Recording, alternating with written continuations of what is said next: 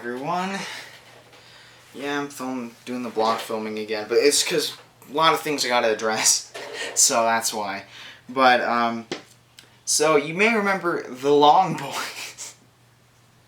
God, I don't understand why I named that video that. I'm letting my personality going. What the heck?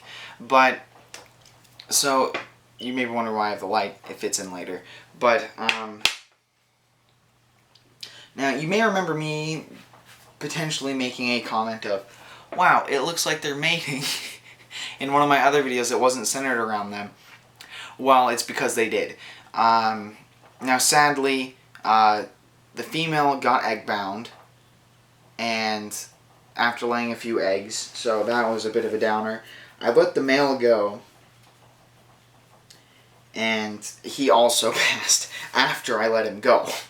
So that kind of sucked, because I was really hoping that I could get them living in this area that I live in, so hopefully I could, but then I realized, oh yeah, people, and dogs, and cats, so that was a bit stupid of me. So from now on, anything I see in the wild, if I don't intend to keep it long term, I'm not touching it. But, that being said, they did lay eggs. Female, the total clutch size was 5 eggs. 1 was stuck inside of her, and she laid 1, 4, 5. There we go. 1 was inside of her. 4 made it out. 1 was bad from the get-go, and then 1 molded during incubation, leaving 2. I've been incubating them now for about a month and a few days. So I'm gonna do something that I haven't gotten to do on the channel yet, and I should have made this video as soon as the eggs were laid, but at the same time, I really didn't think they were gonna be viable eggs. So I just didn't really do anything with them. I put them in here, just let them be, and I candled them a couple weeks ago, like a week ago or so. Turns out they're completely viable. There's baby snakes in there. So we're going to do something very fun. So this is kind of like an update on the Long Boy saga. It sounds so stupid, but this is going to be like an update on them. I do have 2 viable eggs, so I'm going to let them hatch. I'm going to incubate them in captivity, obviously, and then with the babies, it's going to kind of depend on how I feel and if I have room and if they get eating right away, and also the time of year and how hot or cold it is. All kind of depends on whether I would be keeping them or not. But we're 3 minutes in now. I've wasted enough of your time with intros and context. Let's get right into this. I'm going to turn off the lights and get my room as dark as I possibly can, so that way you guys can see something truly cool. I was wondering if I should use this camera, and I realized that the frames per second on this camera is not that good, so I truthfully do not know how bad both the audio for this would be as well as the video. So I'm going to be testing that in a different video. So I'm going to be moving the camera that you guys are viewing me through. I almost said that you guys are on, like as if this was a live stream. But all the lights are, oh wow, that actually dimmed my room a lot. I don't know if that even showed that much on camera. It kind of did. A little, not really. This one, and then obviously there's going to be some daylight sneaking in here. This lighting doesn't look half bad. This is like if I was going to do like a dark, spooky, not really because the sunlight's here, but like a more melancholy video. Gotta move the tripod. You guys can see my ugly mug up close now. How am I going to do this? I'll just re-angle the camera. Yeah, that'll work. So, This is the 27th. Oh my god, they've literally been incubating a month and 2 days. That's actually really cool. So, what I'm going to do is what is called candling. For those of you who do not know, candling is when you take an egg, and it's called candling because they used to originally do it with candles. You take an egg, you put the candle in quote. Oh god, that's bright. In quotes, and you put it up to the egg. Oh wow, that's actually really cool. I don't know how well this is turning out on camera though. Oh, that just looks like a really bright orange mess. I wonder, do I have a better light I can... Oh, my phone wouldn't... Oh god, that was really bright. So I need something that's not quite that bright. I honestly was expecting it to work a bit better. Does black light reveal anything to me? It reveals literally nothing. Yeah, we'll use my phone. It has a decent light on here.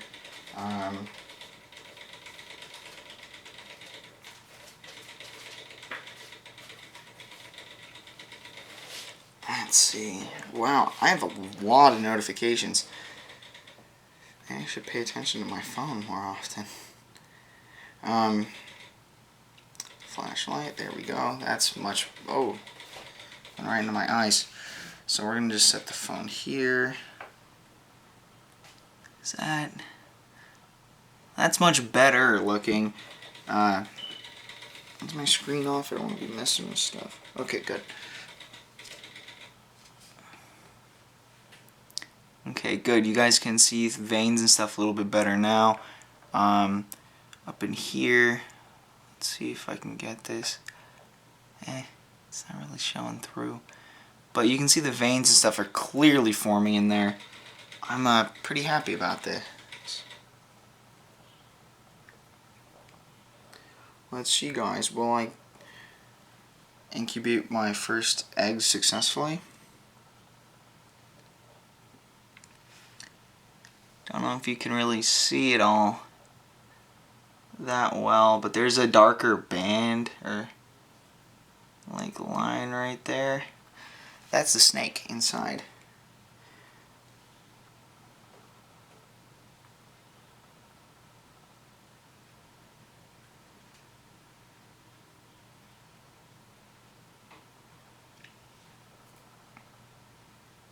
I'm just hoping that these don't hatch and die on me. Had that happen with leopard geckos. So here's the other egg. They also really weirdly shaped, I might add. This one I'm just calling Peanut because that's what it looks like. It looks like a peanut. Oh, did he just move? What was that motion that I thought I saw? But just look at those veins and stuff on there. Hold on, let me... Oh, stop. Don't want to move it too much. Let's see if I... Ooh, my eye. Ah, your eyes. Okay, this egg is a lot harder to capture just because of its awkward shape.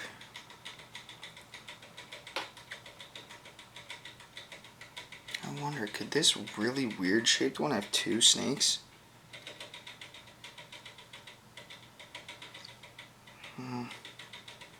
Well, we don't know until they hatch.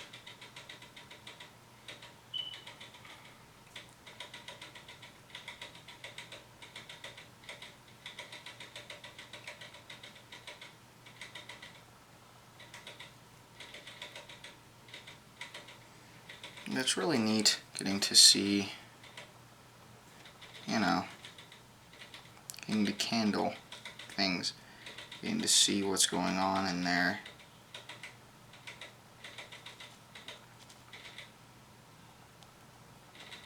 So as you can see, this tip of the egg, actually I don't know if you can see that all that well. It's much brighter, and then the weird shape of the egg is really not helping me here. But then when you get down to here where the snake's going to be getting shown no matter what because you're looking at the bottom of the egg, the egg looks much darker than when you get up here to where some of the, it's just fluid buildup. Wow, that's really bright. Okay, but what I'm using for an incubation medium is vermiculite. In there, we mix with water. I'm really excited for these to hatch.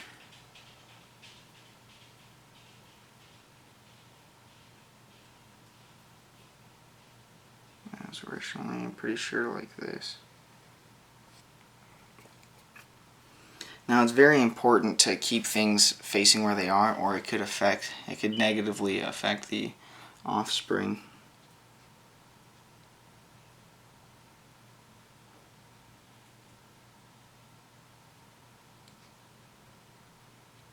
This whole thing is just really neat for me, because I've never really gotten to see snake eggs before. This is my first time seeing them in person. I'm going to readjust everything. Actually, I'll turn the lights on first. Everything back up and running. This is a video I'm really excited to do and to show you guys. And I'm hoping that here in a couple weeks, because let's see, a month is 4 weeks, so we got 2 weeks to go, ladies and gents, before they should be done.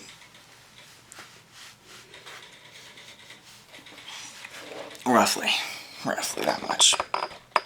I should probably go and count the exact number of days so I can give a more accurate time frame. Actually, I'll do that right now. Because if it was the 27th of last month, which was June, that's my calculator, I'm a fool. And we'll go month. So 1, 2, 3, 4, 5, 6, 7, 8, 9, 10, 11, 12, 13, 14, 15, 16, 17, 18, 19, 20, 21, 22, 23, 24, 25, 26, 27, 28, 29, 30, 31, 32, 33, 34, 35, 36, 37, 38, 39, 40, 41, 42, 43, 44, 45, 46, 47, 48, 49, 50. And then that'd be 60. So, actually near the end of August is when these should be hatching, around the 25th of August. So we still got some time to go. I'm assuming that it's a 60-day incubation period, like it is with many other snakes and reptiles in general. Like leopard geckos, I know is about 60 to 75 days, but I've heard some go as long as 80 days. So, and then I know with hognose it's on average 60 days as well, 60 to actually about the same range. So I'm assuming that these are about the same as a hognose or another standard colubrid. So I've been incubating them at, I think it's 87, 88. Should be 88 actually, because I upped it by 1 degree the other day. Oh, that's right. I upped it by 2 degrees. I went an increment. So 4 days ago, I did the increase to 89, but before that it was at 88 for about a week, and prior to that it was at 87. Gradually increasing the temperature. I'm not going to go any higher than 90 though. But I've gradually been increasing the temperature so that way they can incubate a little bit faster, just to get them out a little bit quicker, but not hot enough for them to obviously get damaged. So this is going to be an interesting thing because I have not been able to find information on incubating these guys at all. So let's see. I'm going to double check that real quick. I like how I'm legitimately checking myself during the video. But it's because I want to make sure I get the right information out to you guys.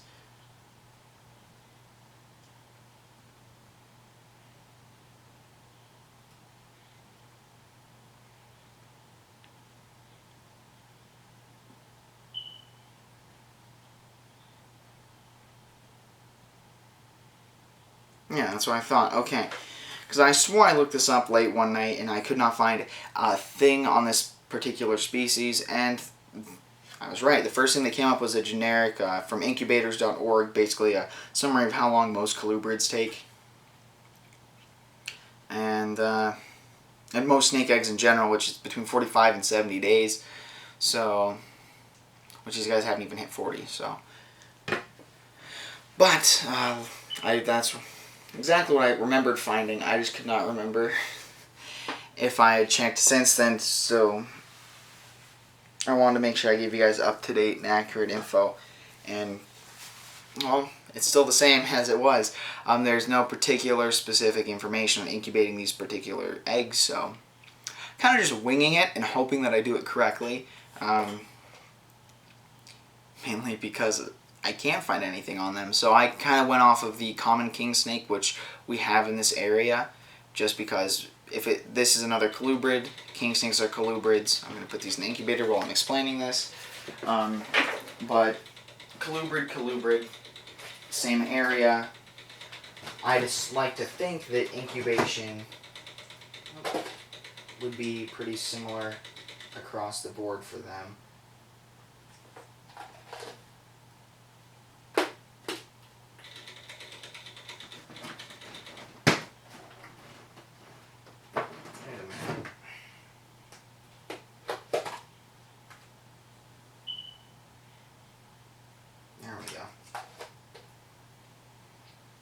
But once these eggs start sweating, I'll know that they're getting ready to hatch.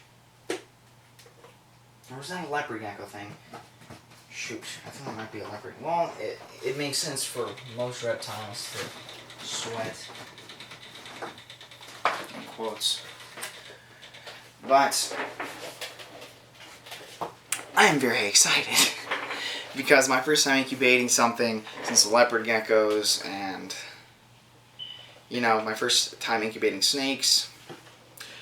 I'm excited. This is like a practice round. So if I can do these correctly, I should be able to get hognoses correct. Dang it. The burp came back. But, so I got them going.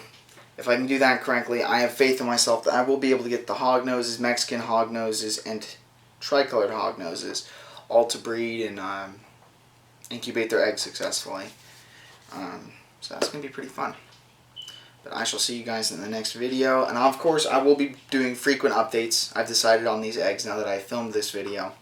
I'm just trying to figure out if it's going to be like a weekly thing or a bi-weekly thing. Because if it's a weekly thing, that would take up one of the two videos that I'm going to be doing a week, each week. So I don't know. But at the same time, I don't want it to be so infrequent that I end up missing updating you guys when they hatch. So I might do it a weekly thing and just have it replace one of my other things that was scheduled to do weekly. Just because this is frankly a lot more interesting and builds anticipation. But I'll update you guys next week on those eggs, and then I'm off now to film another video.